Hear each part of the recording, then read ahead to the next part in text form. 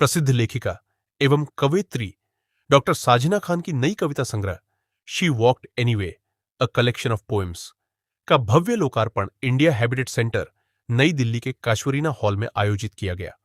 इस अवसर पर साहित्य, कला और सामाजिक क्षेत्र से जुड़े अनेक प्रतिष्ठित व्यक्तियों, लेखकों, कलाकारों एवं साहित्य प्रेमियों की उल्लेखनीय उपस्थिति रही। पुस्तक विमोचन के बाद walking through storms, women, memory and the making of the inner self विषय पर एक विचारोत्तेजक चर्चा आयोजित की गई। इस संवाद में महिलाओं की आत्मिक यात्रा, संघर्ष, स्मृतियों और आत्मनिर्माण जैसे महत्वपूर्ण विषयों पर विस्तार से विचार विमर्श हुआ। कार्यक्रम में प्रख्यात डिजाइनर, क्यूरेटर एवं थिएटर कलाकार अरुण दास तथा निर्देशक, कोरियोग्राफर एवं अभिनेता डॉक्टर गिल्स चुएन ने पैनलिस्ट के रूप में अपने विचार साझा किए। कार्यक्रम का सफल संचालन प्रसिद्ध लेखिका, कवयित्री एवं दी गिल्ड फॉर सर्विस की ट्रस्टी एवं अध्यक्ष मीरा खन्ना ने किया। इस अवसर पर इंडिया हैबिटेट सेंटर के निदेशक प्रोफेसर डॉक्टर के जी सुरेश मुख्य अतिथि के रूप में उपस्थित रहे। उन्होंने पुस्तक के विमोचन पर डॉक्टर साजिना खान को शुभकामनाएं देते हुए कहा कि साहित्य समाज को नई दिशा देने का सशक्त माध्यम है और ऐसी कृतियां पाठकों को जीवन के संघर्षों से जूझने की प्रेरणा देती है। अपने संबोधन में डॉक्टर साजिना खान ने कहा कि शी वॉक्ड एनीवे केवल कविताओं का संग्रह नहीं, बल्कि उन महिलाओं की आवाज है जो हर कठिनाई, हर तूफान और हर चुनौती के बावजूद अपने सपनों की ओर बढ़ती रहती है। उन्होंने उपस्थित सभी अतिथियों और पाठकों का आभार व्यक्त करते हुए कहा कि यह पुस्तक साहस, आत्मविश्वास और उम्मीद का संदेश देती है।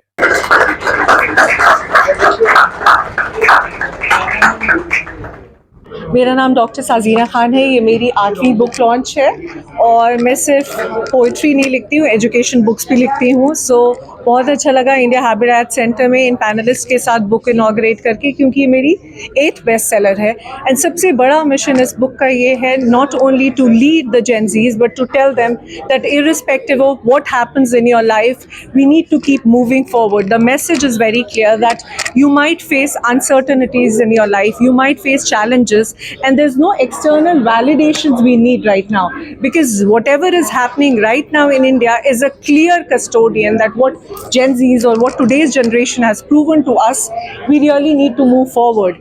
And the message, the book itself is telling she walked anyway.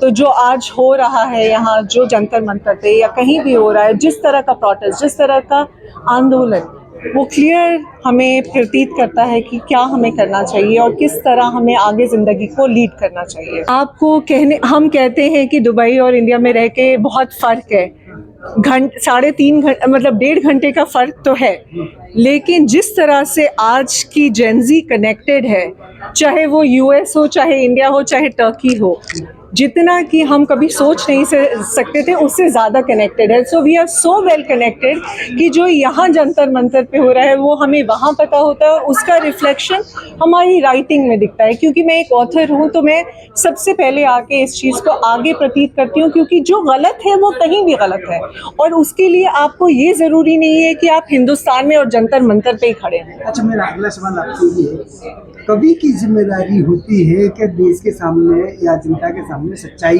लेके आए। बिल्कुल। कहावत कहा जाता है कि जहाँ ना पहुँचे रवि वहाँ पहुँचे कवि।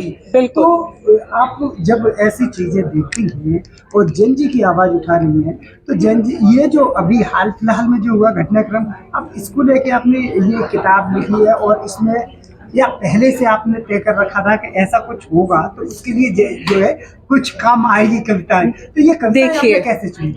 ये कविताएं, आप बहुत अच्छा सवाल आपने कहा, ना पहुंचे जहां ना पहुंचे रवि वहां पहुंचे कवि। लेकिन सबसे मुद्दे की बात ये है कि आंदोलन आज पहली बार नहीं हो रहा है, हमेशा होता रहा है, हर तरह से होता रहा है, लेकिन हमें ये समझना ज़रूरी है कि इसमें जेनजीज का रोल क्या है, या मतलब एक किताब का रोल क्या है। Because it is not only about the protest, because ultimately you need to understand why is this protest happening. It's all about education. It is all about how lives are important. So as an author or as a writer, as a self-healer or as a motivational poet, it becomes very important to understand कि हर एक इंसान की ज़िंदगी important है। ये नहीं कि वो politician है या वो leader है, उसी की ज़िंदगी important है। तो अगर हम ये चीज़ को समझते हैं कि हर एक जीव जो है यहाँ, जो हर एक लाठी चार्ज हो रहा था या जो भी हो रहा था, जिस तरह का प्रोटेस्ट आपने कहा हो रहा था, क्या वो ज़रूरी था या किसी और मध्यांतर पाथ का भी रास्ता लिया जा सकता था? तो उस तरह की चीज़ों को हाईलाइट करना बहुत ज़रूरी हो जाता है, बिकॉज अगर हम वो नहीं करते हैं तो यही आंदोलन के फॉर्म में हमारे सामने आता है। अच्छा, जो किताब लिखी है इसमें कितनी कविताएं हैं और किस एज से रिलेटेड कोई कविता है या केवल महिलाओं पर आधारित है या जेनजी में बॉयज गर्ल्स दोनों आते हैं, किस तरह? ये किताब जो लिखी गई है, सबसे बड़ी बात, कभी भी कोई किताब लिखी जाती है तो वो एक एज पे रिलेटेड नहीं होती है। किताब हर किसी के लिए लिखी जाती है, शायद जो बंदा पढ़ता है वो उस एंगल से देखता है। तो अल्टीमेटली ना ये सिर्फ जेंजीज के लिए है, ना ये सिर्फ मिलेनियल्स के लिए, ये हर उस इंसान के लिए है जो अपनी ज़िंदगी में स्ट्रगल कर रहा है। एंड जहाँ स्ट्रगल की बात आती है वो शायद हम सब करते हैं, और जब हम स्ट्रगल करते हैं तो हमें एक पाथ चाहिए होता है, और हर बारी हम किसी के पास जाके अपना दुखड़ा नहीं रोते। तो जब हमें वो रास्ता चाहिए, जब वो हमें सेल्फ हीलिंग पाथ चाहिए, तो मुझे लगता है एक किताब से अच्छा माध्यम कोई नहीं हो सकता, चाहे वो, और इसी को अगर हम अपने धर्म में उठा के देखें, कोई भी धर्म हो, हमें हमेशा कहा जाता है अपनी किताबों को देखें, right? So we go back to our religion, we go back to books. Why do we go? Because those have been written on experiences.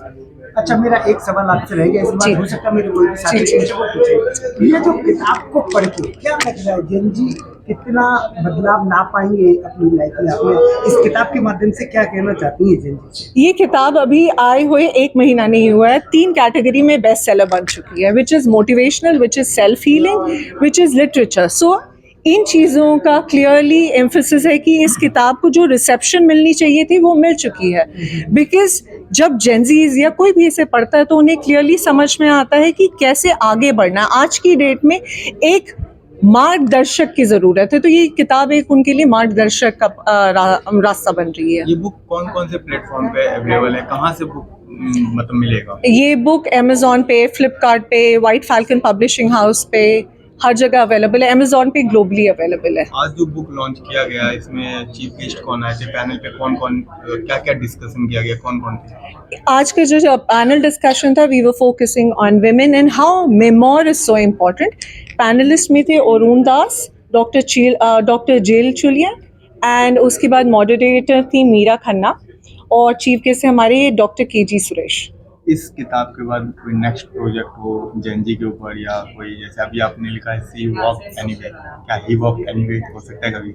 You never know, he walked anyways तो है ही, अब तो इसमें तो कोई डाउट ही नहीं है। And again, आप मेरे जो मैं आइडिया लाना चाह रही हूँ, हम उसको डिफाई करें। अगर हम ही वॉक्ड और शी वॉक्ड की कैटेगरी में पढ़ रहे हैं, हम क्यों नहीं मध्यांतर चुनते हैं और सिर्फ रास्ता, मार्गदर्शक ढूंढते हैं? क्योंकि it's all about moving together right now. And इसी ब्रिज को मैं गैप करना चाह रही हूँ, क्योंकि ये ही वॉक्ड और कंपार्टमेंटलाइजेशन तो है ही ना, मर्द हैं, औरतें हैं, but why can't we find a path which is leading all of them together? So मेरा path ये है, and I'm already working on many other books, because ये मेरी 8th poetry book है, but I've also written 2 educational books. अच्छा, मेरा अंतिम सवाल ये है जी। कि आज की युवा पीढ़ी, यानी जिस जेनजी के बारे में आपने किताब लिखी, वो किताबों से दूरियां बनाती जा रही है, क्योंकि ये दौर चैट जीटीपी का है और इस तरीके की तमाम चीज़ें हैं जो कि मोबाइल खोला और सट से आपने चीज़ें देखी, कुछ भी बोला वो चीज़ें आपने दी। तो जो दूरियां हैं किताबों से जो अभी युवा पीढ़ी ने बना रखी है, किस तरीके से वो किताबों की तरफ वापस चली जाए, आप क्या कहेंगे? आपको ये लग रहा है कि जेनजी ने किताबों से दूरियां बढ़ा ली हैं, लेकिन मैं इसमें आपसे सहमत नहीं हूँ। क्योंकि सबसे बड़ी बात, हम जहाँ जेनजी को कह रहे हैं कि ChatGPT, it's not only ChatGPT, we are talking about किताब सिर्फ किताब पकड़ने से नहीं होती, मॉडर्न बुक भी फॉर्म हो सकती है। और सबसे बड़ी बात जो आज का आंदोलन है, we went back to constitution of India which is the biggest book that we can have. So Gen Zs ने वो तो रूल डिफ्यूट कर ही दिया है, क्योंकि वो फिर से बुक्स पे आ गए हैं, और Chat GPT is just a medium. लेकिन आज की जेनजी स्मार्टर जनरेशन है, बिकॉज उन्हें एक फिजिकल किताब की ज़रूरत नहीं है। They can find books online, Kindle है, multiple platform. So I do not agree that our newer generation is not well equipped enough. I would say they are more qualified, they are more enduring, they are more resilient, they are more knowledgeable than what we millennial think we are. क्या message रहेगा Gen Z को और जो young है उनके लिए, और जो अभी भी मतलब बहुत सारे जो जिनका कॉन्सेप्ट अलग है अभी भी समझ नहीं पा रहे, मतलब अपनी लाइफ को लेकर या किसी भी क्या करना है उनको उसके लिए? मुझे लगता है अपनी ज़िंदगी में सबसे पहले एक पाथ चुनो. सबसे पहले it's very important to choose a path in your life. Once you have decided your path, you really don't need any kind of external validation. So stop seeking those external validations that we seek in form of parents, in form of mentors. And even if you have to seek validations, go for the right validations where you know where it's coming from mentors who have experienced similar situations or similar experiences in their life. एक last question है, आपने ये बोला कि आपका ये 8वां book जी. पहला book कब लिखा था आपने, और अभी तक 8वें बुक तक आने में कितना आपको मतलब परिवर्तन दिखा, कितने मतलब पहले से अभी तक में कितना डिफरेंट है? ये मेरी 8वीं किताब ज़रूर है. लिखना मैंने बहुत यंग एज में शुरू किया था. उसको मैंने सबसे पहली किताब मेरी आई 2020 में. Within 24 hours it became a bestseller, which was called again From Chambers of Expression. So when we are talking about that, it has also been a journey where I have moved as a writer and I have evolved as a writer, that you see different parts or different mediums that have come across. So I would say that it is still ongoing. और मैं ये नहीं कहूँगी कि एक writer की journey कहीं से शुरू और कहीं से ख़त्म होती है. वो एक ongoing जर्नी होती है और वो हमेशा इवॉल्व करती रहती है. देखिए, मैं तो बधाई देना चाहता हूं डॉक्टर साजीना खान को. आप दुबई से हैं, आप भारतीय मूल के हैं और एकेडमिक है, और मैं समझता हूं कि एक ऐसी कविता जो हमारे जेनजी की जो हमारी बेटियां हैं उनके लिए इतना बढ़िया प्रेरणा का स्रोत है, मैं समझता हूं.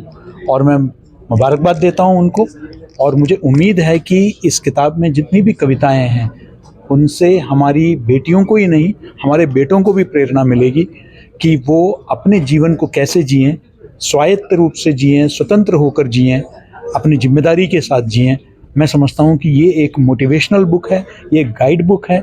आप इसको एक क्रिएटिव, एक रचनात्मक कार्य के रूप में भी देख सकते हैं, लेकिन मैं इसको एक प्रेरणादायी पुस्तक मानता हूं. मैं पुनः डॉक्टर साजीना खान को बधाई देता हूं. धन्यवाद. My name is Meera Khanna.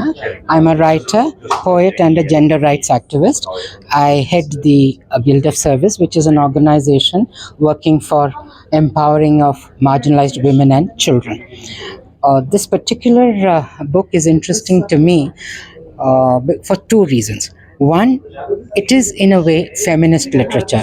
It is talking about women who endure and who transform. यानी हम कहते हैं ना कि औरत जो है चाय की पत्ती की तरह है, जितना गर्म पानी हो उतनी स्ट्रॉन्ग चाय बनती है. तो women are also like that. As they become, when they go through difficulties, they come out stronger, resilient.